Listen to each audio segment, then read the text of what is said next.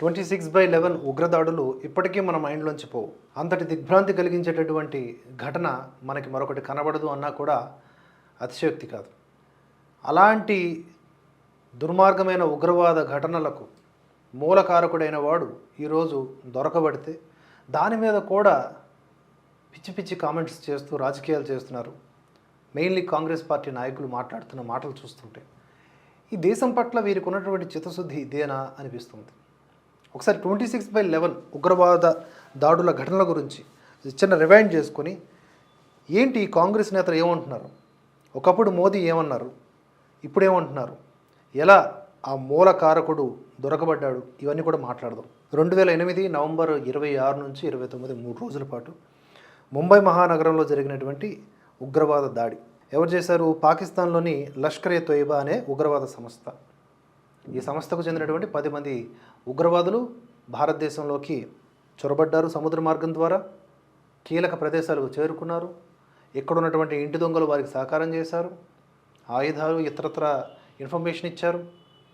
ఆ తర్వాత ఈ 10 మంది పలు చోట్ల విచక్షణారహితంగా కాల్పులకు తెగబడ్డారు. ఎక్కడెక్కడ దాడులు చేశారు? ఛత్రపతి శివాజీ మహారాజ్ టెర్మినస్ దగ్గర, Taj Mahal palace hotel, Oberoi Trident hotel, Leopold cafe, Nariman house, Cama hospital, metro cinema, Mazgaon dockyard, Vile పార్లేలో ఓ ట్యాక్సీలు, ఇలా ఇన్ని చోట్ల బాంబు పేలుళ్ల ద్వారా విచక్షణారహితంగా కాల్పులు జరపడం ద్వారా ఆటోమేటిక్ రైఫిల్స్, గ్రెనేడ్స్, బాంబులు ఇవన్నీ కూడా ఉపయోగించడం ద్వారా దాడులు చేశారు. అలాగే కొంతమందిని బందీలుగా తీసుకొని 60 గంటల పాటు ఒక రకంగా ఈ ఉగ్రవాదులు నరకం చూపించారు. ఇందులో 166 మంది చనిపోయారు ఈ దాడుల్లో.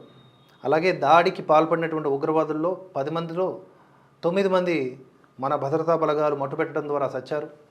ఒకడు కసబ్, వీడు ప్రాణాలతో దొరికాడు. అలాగే వీడు ప్రాణాలతో దొరికిన తర్వాత కొన్ని సీసీటీవీ ఫుటేజీలు కూడా బయటకు వచ్చినాయి. అందులో వాడు ఒక కాషాయ తాడు కట్టుకుని ఉంటాడు, అంటే ఒక హిందూ మాదిరిగా వచ్చి దాడి చేశాడు. దాన్నే కాంగ్రెస్ చాలా సందర్భాల్లో హైలైట్ చేసి ఈ 26/11 దాడులు వెనక ఆర్ఎస్ఎస్ ఉంది, బీజేపీ ఉంది, హిందుత్వం ఉంది, హిందూ ఉగ్రవాదం అనే పదాలని కూడా అప్పుడే సృష్టించి జనాల మీద కుదిలారు. బుక్సే రాశారు దిగ్విజయ్ సింగ్ లాంటి వాళ్ళు. ఇంత ద్రోహము నాకు తెలిసి ఒక మతం పట్ల ఏ రాజకీయ పార్టీ ప్రపంచంలో ఎక్కడా చేసి ఉండదేమో. కాంగ్రెస్ పార్టీ హిందువులకు అలా చేసింది. ఈ అజ్మల్ కసబ్ని అలాగ పెంచి పోషిస్తూ 2012లో నవంబర్లో అతనికి ఉరిశిక్ష విధించడం జరిగింది. అలాగే ఎన్ఐఏ ఆవిర్భావం కూడా ఈ ఘటనానంతరమే జరిగింది. ఒకరేంటి, ప్రపంచ దేశాలన్నీ కూడా ఈ ఘటనల్ని ఖండించాయి. ఐక్యరాజ్య సమితితో సహా అన్నీ ఖండించాయి. దీని తర్వాతనే మన ఎన్ఎస్జీ కూడా బలోపేతమైంది. ఇంత ఘోరమైనటువంటి ఘటనకి మూలకారకుడు ఎవరండి?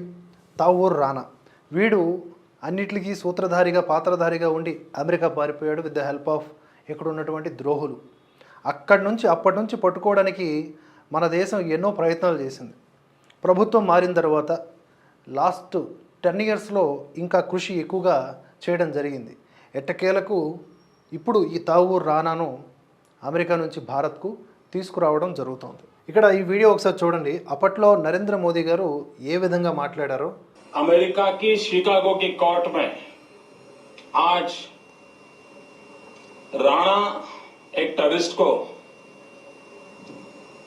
मुक्त करने का फैसला हो चुका है. इस घटना ने आतंकवाद के खिलाफ लड़ने वाली हर शक्तियों के लिए, हर सरकार के लिए एक नया सवालिया निशान खड़ा किया है. मैं आशा करूंगा कि भारत सरकार तत्काल इस विषय में अपनी प्रतिक्रिया दे. भारत सरकार अमेरिका के खिलाफ अपनी आवाज उठाए और अमेरिका का पाकिस्तान तरफी जो रवैया है उसके सामने भारत सरकार ने अब कड़ा निर्णय करना पड़ेगा. इस समय की मांग है, वरना एक के बाद एक दोषी लोग अमेरिका चले जाएंगे. ఆ రోజు అమెరికా అతన్ని నిర్దోషిగా అమెరికన్ కోర్టు ప్రకటించినప్పుడు ఈ విధంగా ఆగ్రహాన్ని వ్యక్తం చేశారు. ఇది ఏమాత్రం కూడా యాక్సెప్ట్ చేసే విషయం కాదు. దౌత్యపరంగా ప్రెజర్ తీసుకొచ్చైనా సరే అతన్ని భారత్కు అప్పచెప్పాలని అప్పట్లో డిమాండ్ చేశారు ప్రధాని మోదీ. 2011 ఆ టైంలో అప్పుడే ఆయన ఒక ట్వీట్ చేశారు. అది కూడా వైరల్ అవుతుంది చూడండి. US declaring Tahawwur Rana innocent in Mumbai attack has disgraced the sovereignty of India.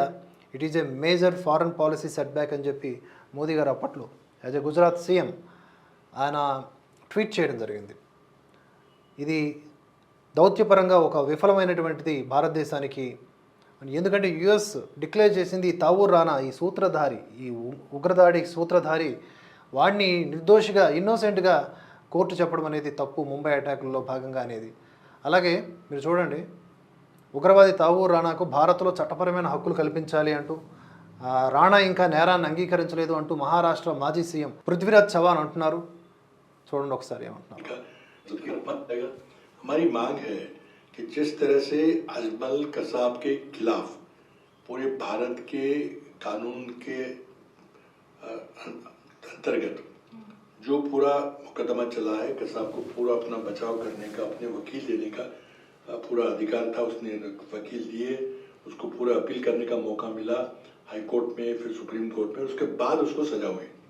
तो इसी तरह से राणा का जब ट्रायल होगा, उसका जब मुकदमा चलेगा, तो इसी तरह से उसको पूरा कानूनी तरीके से अधिकार देकर उसको जो भी सजा हो. అజ్మల్ కసాబ్ గాడికి ఎలాగైతే చట్టరీత్యా శిక్ష విధించారో, అతనికి వాదించుకోవడానికి హక్కులు కల్పించారో, అతనికి ఒక వకీల్ని ఎలా ఇచ్చారో, అలాగే ఈ రాణాకు కూడా అలాంటి వెసులుబాట్లు కల్పించాలి. అంటే చనిపోయిన వాళ్ళలో వీళ్ళ కుటుంబీకులు ఎవరు ఉండరు కదండి. ఈయన బిడ్డనో లేకపోతే కుటుంబీకులను ఉండుంటే ఆ నొప్పి ఏంటో తెలిసేది. ఉన్నా కూడా ఇలాంటి వాళ్ళు వదిలేస్తారు రాజకీయాల కోసం. ఎంత దారుణంగా మాట్లాడుతున్నాడు ఆయన. ఒక ఉగ్రవాదికి అసలు హక్కులు ఇవ్వడం ఏంటండి? వేరే ఏ దేశాల్లోనైనా సరే అంత ఫెసిలిటీ ఉంటుందా?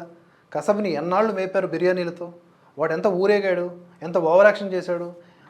వాడిని ఇంటర్వ్యూ చేశారు ఇక్కడ ఉన్నటువంటి కొంతమంది సోకాల్డ్ మూక. వాడికి కూడా హక్కులు ఉంటాయంట. ఒక గన్ను తీసుకొని విచక్షణారహితంగా పిల్ల పెద్ద తేడా లేకుండా అందరినీ చంపినోడు, వాడికి మనోభావాలు, వాడికి హక్కులు ఉంటాయంటే ఈ దేశంలో ఇలాంటి మైండ్ సెట్ ఉన్నవాళ్ళు ఏలికలోకి వస్తే ఎంత ప్రమాదం ఉంటుందో ఒకసారి ఆలోచించండి.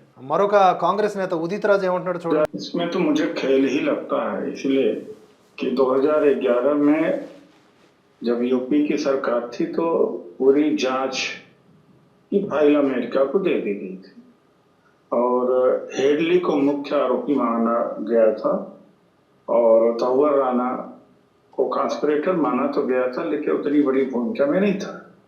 इसमें तो मुझे खेल ఇదంతా ఒక ఆటలాగా అనిపిస్తుంది అంట. ఇంకొక ఉగ్రవాది ఉన్నాడు కదా రానాతో పాటుగా హెడ్లీ, వీళ్ళిద్దరూ సంబంధించిన అదంతా కూడా కాన్స్పిరసీ అనేలాగా కొట్టిపారేస్తూ 2011లోనే ఈ కేసు తేలిపోయింది, అమెరికాకి సాక్ష్యాలని ఇచ్చేసాం, మళ్ళీ కావాలని లాగుతూ ఉన్నారని చెప్పేసి కాంగ్రెస్ నేత ఉదిత్ రాజ్ అంటే తావూర్ రాణా పాత్ర పెద్దగా లేదు అని చెప్తూ ఉన్నాడు.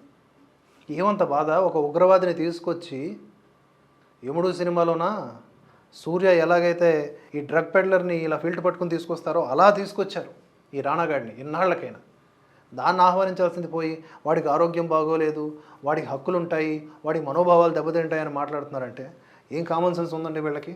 అందుకని నేను అనేది ఏంటంటే ఎప్పటికైనా ఆలోచించాలి. మన దేశాన్ని ఎలాంటి వారి చేతుల్లోకి పెట్టబోతున్నాం, ఇవన్నీ కూడా మనకు మనమే ఆలోచన చేసుకొని ఉన్నవారిలో ఎవరు బెస్ట్ అనుకుంటే వాళ్ళనే ఎన్నుకోవాలి.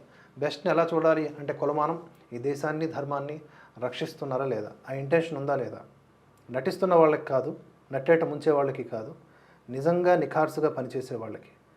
ఏదైతేనేం ఎట్టకేలకు ఉగ్రవాది 26/11 ఉగ్రదాడి మూల సూత్రధారి దొరకబడ్డాడు.